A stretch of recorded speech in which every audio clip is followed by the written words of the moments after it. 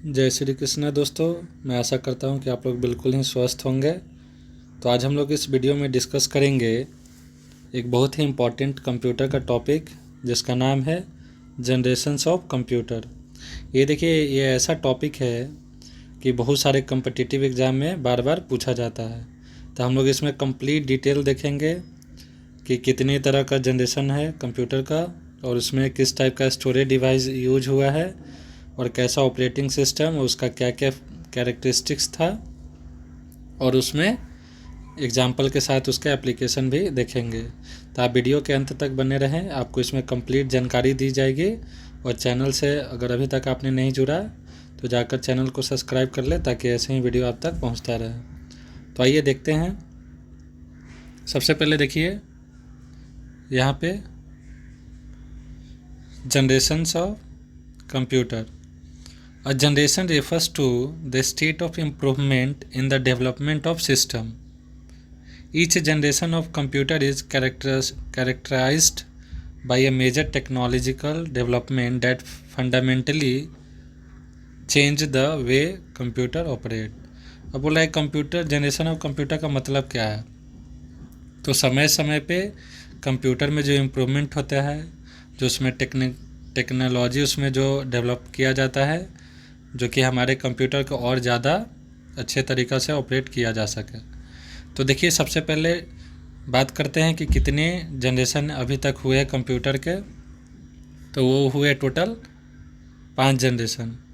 तो अभी तक 5 जनरेशन हम लोग देखते हैं एक एक करके कंप्लीट जानकारी कि किस जनरेशन में किस टाइप का क्या उसका वैल्यू है, क्या उसका कैरेक्टरिस्टिक था। तो देखिए, सबसे पहले हम लोग देखेंगे यहाँ जनरेशन, फिर उसमें किस तरह का स्विचिंग डिवाइस यूज हुआ था, उसके बाद उसमें स्टोरेज डिवाइस किस टाइप का है, उसका स्पीड क्या है, उसके बाद है यहाँ देखिए ऑपरेटिंग सिस्टम या प्रोग्रामिंग लैंग्वेज कौन कौन सा उसमें यूज हुआ, फिर उसका क्या कैरेक्टरिस्टिक्स है, और उसका फिर बाद में हम लोग देखेंगे एप्लीकेशंस का एग्जाम्पल। तो देखिए, सबसे पहले फर्स्ट जनरेशन। तो ये देखिए, यहीं पे सबसे पहले इम्पॉर्टेंट है कि फर्स्ट जनरेशन कब से कब।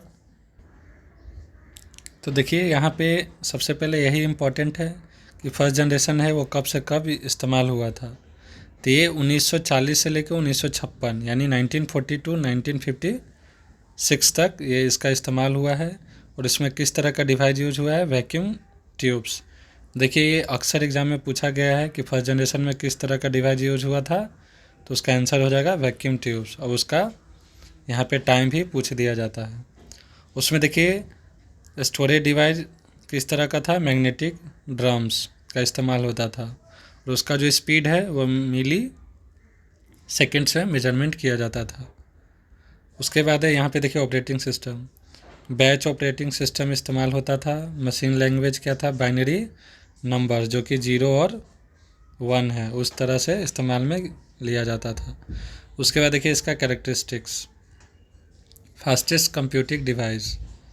उसके बाद है generate large amount of heat. इसमें क्या था कि बहुत ज़्यादा हीट प्रोड्यूस होता था। नॉन पोर्टेबल, एक जगह से दूसरे जगह हम लोग कैरी नहीं कर सकते थे। यूज्ड फॉर साइंटिफिक पर्पस, ये देखिए साइंटिफिक पर्पस के लिए यूज होता था। जैसे एग्जांपल है इसका इनिएक, यूनिवैक और मार्क 1 एट्सेट्रा, ये सब इसका फर्स्ट जनरेशन का एग्जांपल है। उसके बाद हम लोग देखते हैं सेकेंड जनरेशन। तो देखिए सेकेंड जनरेशन कब से कब इस्तेमाल किया गया है, तो 1956 से 1963 के बीच। और उसमें किस तरह का डिवाइस इस्तेमाल में हुआ है, तो ट्रांजिस्टर्स। ये देखिए, ये भी बहुत ज़्यादा एग्जाम में पूछा गया है कि जो ट्रांजिस्टर है वो किस जनरेशन ऑफ कंप्यूटर में इस्तेमाल हुआ है, तो उसका आंसर हो जाएगा सेकेंड जनरेशन। उसके बाद देखिए इसमें किस तरह का इसका देखिए switching device made up of semiconductor. ये जो ट्रांजिस्टर था वो किस चीज़ का बना रहता है, तो सेमीकंडक्टर का। और इसमें देखिए स्टोरेज डिवाइस क्या है, मैग्नेटिक कोर टेक्नोलॉजी। और इसका जो स्पीड है वो माइक्रो सेकेंड्स में मेजर किया जाता है। उसके बाद देखिए operating system, time sharing operating system. उसके बाद है मल्टीटास्किंग ऑपरेटिंग सिस्टम। और इसमें लैंग्वेजेज जो है कौन कौन सा है, असेंबली लैंग्वेज और हाई लेवल लैंग्वेज। तो ये देखिए हाई लेवल लैंग्वेज का इस्तेमाल सेकेंड जनरेशन में यूज होने लगा था। उसके बाद देखते हैं कैरेक्टरिस्टिक क्या है इसका, more reliable and less prone to hardware failure. इसमें देखिए ये बहुत ही भरोसेमंद था और ये हार्डवेयर फेल्यूर बहुत कम देखने को मिलता था। उसके बाद है ये देखिए ये पोर्टेबल भी है, एक जगह से दूसरी जगह इजीली कैरी किया जा सकता है, और जो हीट जो प्रोड्यूस होता है वो बहुत ही कम प्रोड्यूस होता है। इसका देखिए एप्लीकेशन का एग्जांपल, इसका क्या यूज है, तो used for commercial production. Example है PDP-8 IBM 1401 etc।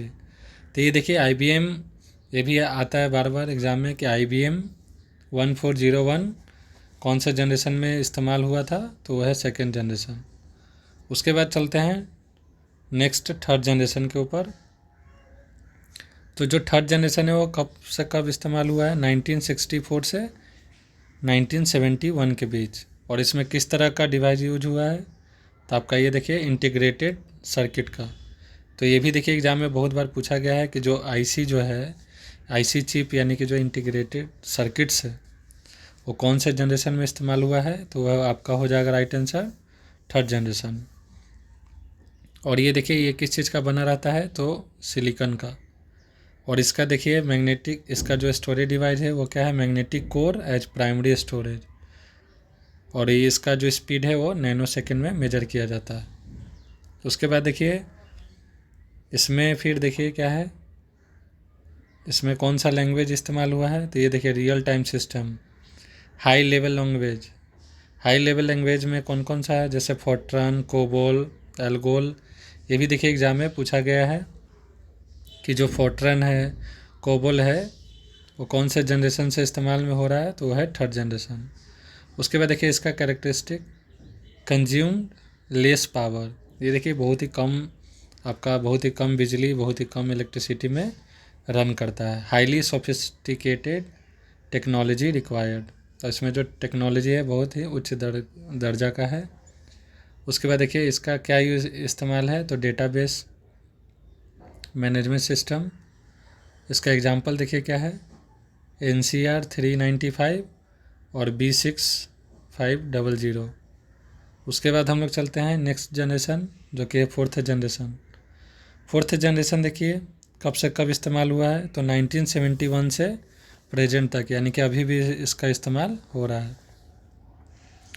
ये देखिए किस चीज़ का बना है, तो लार्ज स्केल इंटीग्रेटेड, LSI जिसे बोला जाता है। और इसका जो प्रोसेसर है वो किस चीज़ का है, माइक्रो प्रोसेसर का इस्तेमाल इसमें किया जाता है। देखिए इसका जो मेमोरी है वो है सेमीकंडक्टर मेमोरी, सेमीकंडक्टर का मेमोरी इसमें इस्तेमाल में लिया जाता है। और इसका जो स्पीड है वो है पिको सेकेंड्स में इसको नापा जाता है। और इसका देखिए क्या है, ऑपरेटिंग सिस्टम, टाइम शेयरिंग, इसका जैसे पास्कल, ADA, कोबोल 71 या फोर्ट्रन फोर्थ, ये सब इसका क्या है, ऑपरेटिंग सिस्टम है और एप्लीकेशन है। उसके बाद देखिए इसका कैरेक्टरिस्टिक क्या है, मोर रिलायबल एंड पोर्टेबल। ये बहुत ही भरोसेमंद है और आसानी से कैरी किया जा सकता है। This generation leads to better communication and resource sharing. बोला कि ये जो जनरेशन है वो कम्युनिकेशन को बहुत ही बेहतर बना दिया है और रिसोर्सेज को आसानी से शेयर भी किया जा सकता है। उसके बाद देखिए इसका जो एग्जांपल है, electronic fund transfer distributed system. इसका जो एप्लीकेशन का जो एग्जांपल है वो कौन कौन सा है, तो इंटेल 4004 चिप और जो मैकिन्टोश, ये सब इसका एग्जांपल है। और लास्ट में हम लोग देखते हैं फिफ्थ जनरेशन जो कि सबसे लेटेस्ट जनरेशन है, सबसे मॉडर्न जनरेशन है। तो ये कब से, अभी प्रेजेंट से बियॉन्ड, यानी कि अभी इसका इस्तेमाल चल रहा है और आगे भी ऐसे चलते रहेगा। इसमें देखिए सुपर लार्ज स्केल इंटीग्रेटेड, इसमें देखिए लार्ज स्केल था और इसमें सुपर लार्ज इंटीग्रेटेड यानी कि SLSI चिप्स का इसमें इस्तेमाल किया जाता है। इसका जो स्टोरेज डिवाइस वो क्या है, ऑप्टिकल डिस्क। तो ये भी देखिए एग्जाम में पूछा जाता है कि ऑप्टिकल डिस्क जो है कौन से जनरेशन में है इस्तेमाल में लिया जाता है, तो इसका आंसर हो जाएगा आपका फिफ्थ जनरेशन। उसके बाद देखिए नॉलेज इंफॉर्मेशन प्रोसेसिंग सिस्टम, इसका जो ऑपरेटिंग सिस्टम है वो इसका इस्तेमाल होता है। इसका कैरेक्टरिस्टिक क्या क्या है? Parallel processing, Intel core, micro processor is implemented. इसमें देखिए इंटेल का माइक्रो जो प्रोसेसर है उसका इस्तेमाल किया जाता है। इनेबल्स मेगा चिप्स, तो इसमें मेगा चिप्स का भी इस्तेमाल किया जाता है।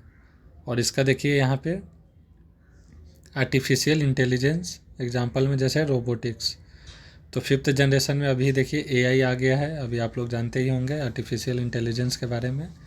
तो वो 5th जनरेशन ऑफ कंप्यूटर में इस्तेमाल में लिया जाता है। तो ये देखिए फ्रेंड्स, ये वीडियो यहाँ पे कंप्लीट हुआ। तो मैंने कोशिश किया कि आपको इसका कंप्लीट जानकारी दूँ। और आपको ये वीडियो कैसा लगा आप हमारे कमेंट बॉक्स में ज़रूर अपना फीडबैक शेयर करें। और चैनल को अभी तक आपने सब्सक्राइब नहीं किया तो जाकर जल्द से जल्द कर लें, ताकि ऐसे ही वीडियो आप तक पहुंचता रहे। वीडियो में बने रहने के लिए धन्यवाद। जय हिंद, जय भारत।